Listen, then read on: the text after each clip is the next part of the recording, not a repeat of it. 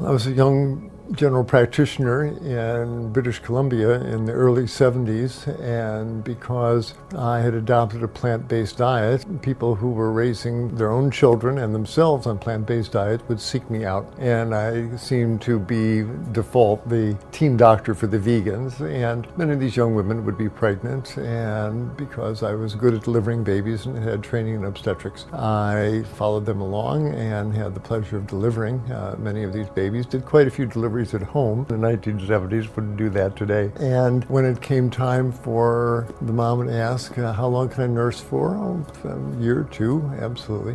What do we feed the baby after that? And I had to give serious thought to what is required to a healthy infant, nourished all the way through infancy and young adulthood. And so I began to make a serious study of childhood nutrition, and I realized that human beings have been nourishing themselves on plant-based diets since time began. They are doing so by the millions around the world today, and it's certainly theoretically possible to raise a child on completely plant-based foods. They need the same calories and proteins and vitamins and minerals that adults do.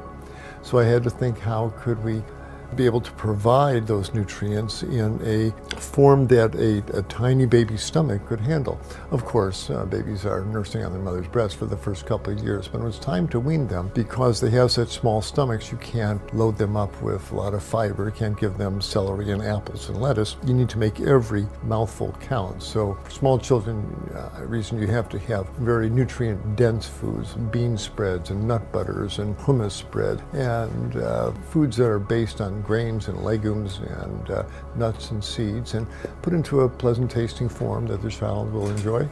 And lo and behold, the children grew up big and strong. I've watched now 3 generations of these infants that were raised on plant-based diets grow into bright, strong, intelligent young adults who married other vegan men and women, who then had a second generation of vegan children who I've now seen grow up, and they are now having their own children, and they too are growing up big and strong and healthy. So there's no question in my mind that a whole food plant-based diet works during all stages of life, and with some smart planning, it's not that hard to raise a vegan child.